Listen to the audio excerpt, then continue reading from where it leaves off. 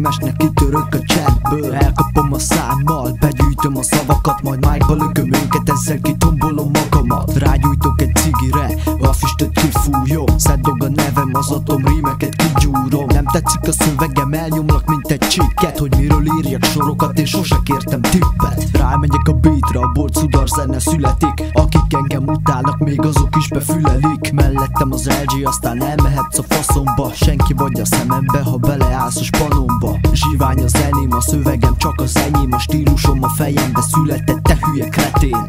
Nem vagyok példakép, nem is kívánom senkitől, de büszke vagyok magamra, hogy kitörtem a semmiből. Pörög a beat, folyik a fülbe az ütem, semmi nem gátol meg, hogy a szöveget ráküldjem. Addig fogok rappelni, amíg életbe vagyok, nem állít meg senki, az egész világra szarok. Pörög a beat, folyik a fülbe az ütem, semmi nem gátol meg, hogy a szöveget ráküldjem. Addig fogok rappelni, amíg életbe vagyok, nem állít meg senki, az egész világra szarok.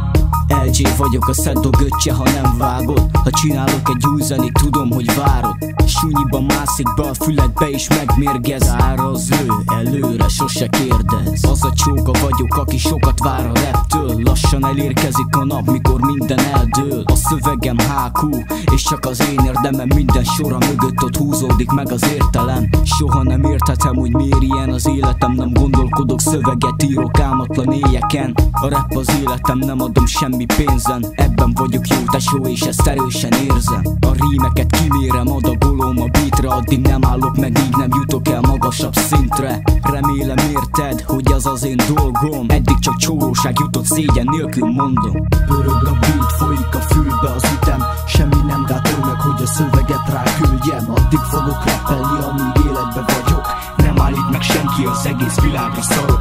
Pörög a beat, folyik a fülbe az ütem, semmi nem gátol meg, hogy a szöveget ráküldjem. Addig fogok rappelni, amíg életbe vagyok, nem állít meg senki, az egész világra szarok.